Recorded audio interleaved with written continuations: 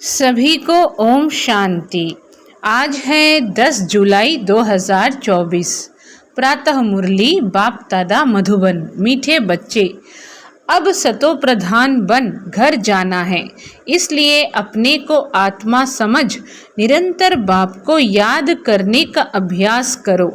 मीठे बच्चे, अब सतो प्रधान बन घर जाना है, इसलिए अपने को आत्मा समझ निरंतर बाप को याद करने का अभ्यास करो। उन्नति का सदा ख्याल रखो। प्रश्न, पढ़ाई में दिन प्रतिदिन आगे बढ़ रहे हैं या पीछे हट रहे हैं, उसकी निशानी क्या है? बाबा आज का सवाल पूछ रहे हैं कि पढ़ाई में दिन प्रतिदिन आगे बढ़ रहे हैं या पीछे हट रहे हैं, उसकी निशानी क्या है? उत्तर में बाबा बोले, पढ़ाई में अगर आगे बढ़ रहे हैं तो हल्केपन का अनुभव होगा, बुद्धि में रहेगा यह शरीर तो छीछी है, इसको छोड़ना है, हमको तो अब घर जाना है। दैवी गुण धारण करते जाएंगे। अगर पीछे हट रहे हैं तो चलन से आसुरी गुण दिखाई देंगे, चलते फिरते बाप की याद नहीं रहेगी, वह फूल बन सबको सुख नहीं दे सकेंगे। ऐसे बच्चों को आगे चल साक्षात्कार होंगे, फिर बहुत सजाएं खानी पड़ेंगी। ओम शांति। बुद्धि में यह ख्यालात रहे कि हम सतो प्रधान आए थे। रूहानी बाप रूहानी बच्चों को समझाते हैं। यहाँ सब बैठे हैं, कोई तो देह अभिमानी है और कोई देही अभिमानी होंगे, कोई सेकंड में देह अभिमानी और सेकंड में देही अभिमानी होते रहेंगे। ऐसे तो कोई कह ना सके कि हम सारा समय देही अभिमानी हो बैठे हैं। नहीं, बाप समझाते हैं कोई समय देही अभिमानी, कोई समय देह अभिमान में होंगे। अब बच्चे यह तो जानते हैं हम आत्मा इस शरीर को छोड़ जाएंगे, अपने घर बहुत खुशी से जाना है। सारा दिन चिंतन ही यह करते हैं हम शांति धाम में जाएं, क्योंकि बाप ने रास्ता तो बताया है। सारा दिन चिंतन ही यह करते हैं हम शांति धाम में जाएं, क्योंकि बाप ने रास्ता तो बताया है। और लोग कभी इस विचार से नहीं बैठते होंगे, यह शिक्षा किसको मिलती ही नहीं है, ख्याल भी नहीं होगा। तुम समझते हो यह दुखधाम है। अब बाप ने सुखधाम में जाने का रास्ता बताया है। जितना बाप को याद करेंगे उतना संपूर्ण बन यथा योग्य शांति धाम में जाएंगे। उनको ही मुक्ति कहा जाता है, जिसके लिए ही मनुष्य गुरु करते हैं। परंतु मनुष्यों को बिल्कुल पता नहीं कि मुक्ति जीवन मुक्ति चीज़ क्या है, क्योंकि यह है नई बात। तुम बच्चे ही समझते हो। अब हमको घर जाना है। बाप कहते हैं याद की यात्रा से पवित्र बनो। तुम पहले पहले जब आए श्रेष्ठाचारी दुनिया में तो सतो प्रधान थे। हम क्या थे? तुम पहले पहले जब आए श्रेष्ठाचारी दुनिया में तो सतो प्रधान थे, आत्मा सतो प्रधान थी। कोई के साथ कनेक्शन भी पीछे होगा। जब गर्भ में जाएंगे तब संबंध में आएंगे। तुम जानते हो अभी यह हमारा अंतिम जन्म है, हमको वापस घर जाना है। पवित्र बनने बगैर हम जा नहीं सकेंगे। ऐसे ऐसे अंदर में बातें करनी चाहिए, क्योंकि बाप का फरमान है उठते बैठते चलते फिरते बुद्धि में यही ख्यालात रहें कि हम सतो प्रधान आए थे, अब सतो प्रधान बनकर घर जाना है।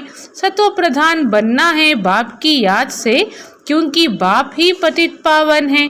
हम बच्चों को युक्ति बताते हैं कि तुम ऐसे पावन हो सकेंगे।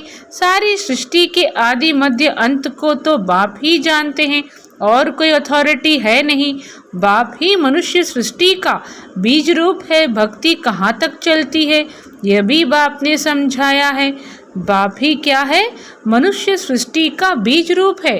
भक्ति कहाँ तक चलती है यह भी बाप ने समझाया है। इतना समय ज्ञान मार्ग, इतना समय भक्ति, यह सारा ज्ञान अंदर में टपकना चाहिए।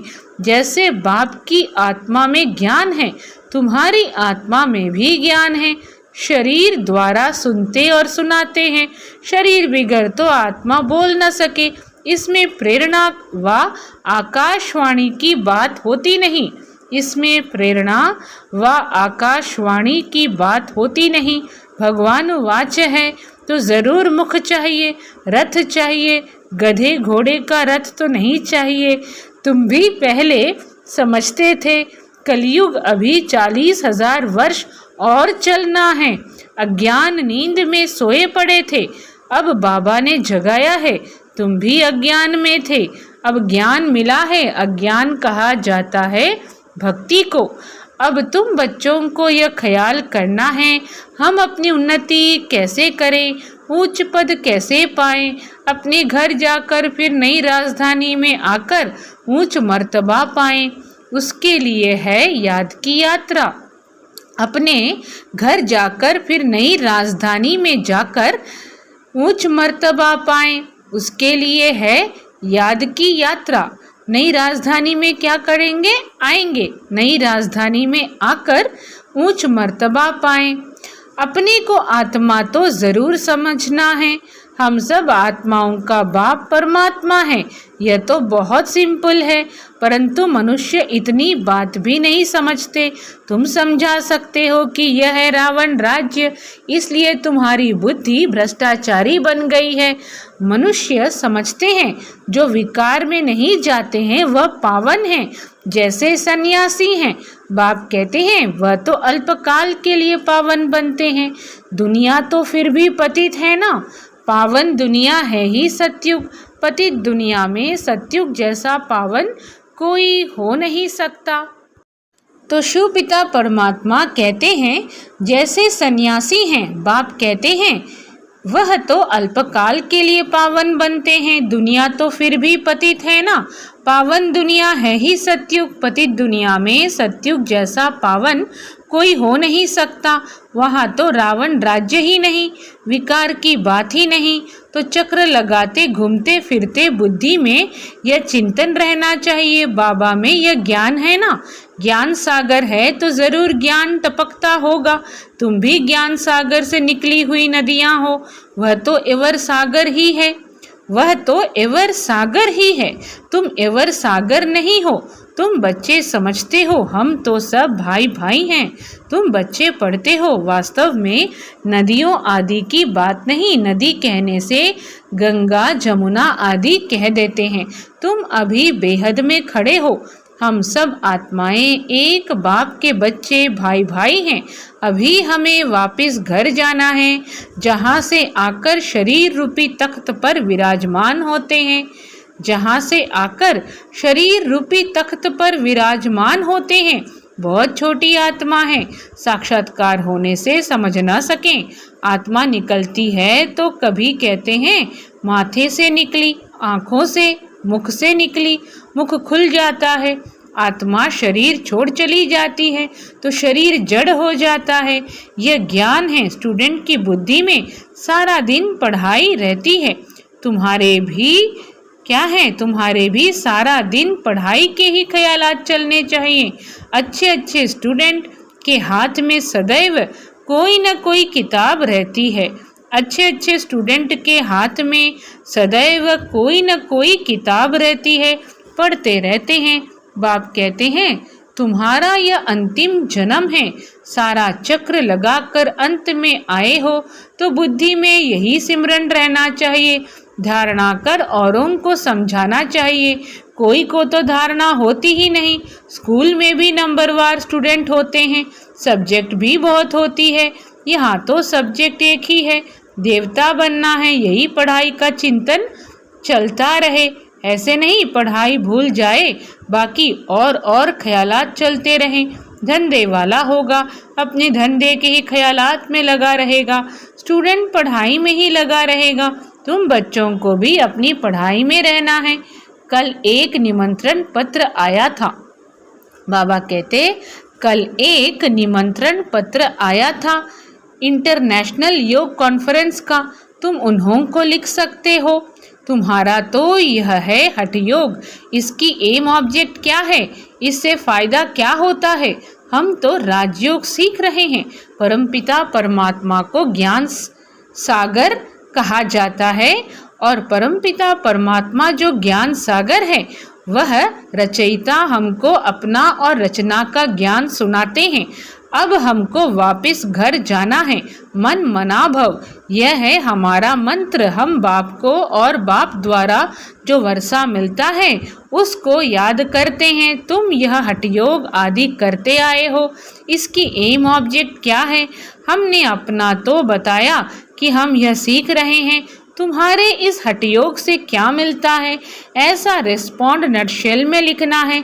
ऐसे ऐसे निमंत्रण तो तुम्हारे पास बहुत आते हैं। ऑल इंडिया रिलीजियस कॉन्फ्रेंस का तुमको निमंत्रण आए और तुमको बोले आपका एम ऑब्जेक्ट क्या है। ऑल इंडिया रिलीजियस कॉन्फ्रेंस का तुमको निमंत्रण आए और तुमको बोले आपका एम ऑब्जेक्ट क्या है, तो बोलो हम यह सीख रहे हैं। अपना ज़रूर बताना चाहिए। क्यों? यह राजयोग तुम सीख रहे हो। बोलो हम यह पढ़ रहे हैं। हमको पढ़ाने वाला भगवान है। हम सब ब्रदर्स हैं। हम अपने को आत्मा समझते हैं। बेहद का बाप कहते हैं अपने को आत्मा समझ मामेकम याद करो तो तुम्हारे पाप कट जाएंगे। ऐसी ऐसी लिखत बहुत अच्छी रीति छपा कर रख दो, फिर जहाँ जहाँ कॉन्फ्रेंस आदि हो वहाँ भेज दो। कहेंगे यह तो बहुत अच्छे कायदे की बात सीखते हैं। इस राजयोग से राजाओं का राजा विश्व का मालिक बनते हैं।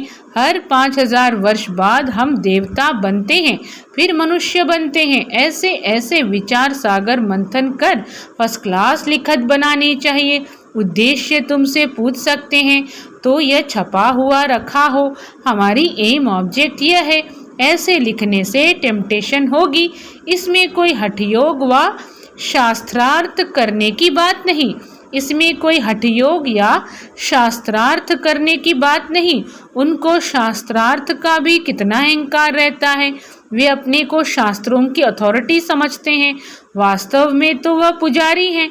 अथॉरिटी तो पूज्य को कहेंगे। अथॉरिटी किसको कहेंगे? पूज्य को कहेंगे। पुजारी को क्या कहेंगे?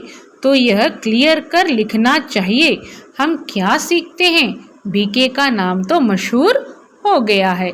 योग तो 2 प्रकार का है। एक है हठ योग, दूसरा है सहज योग। वह तो कोई मनुष्य सिखला न सके। राजयोग एक परमात्मा ही सिखलाते हैं।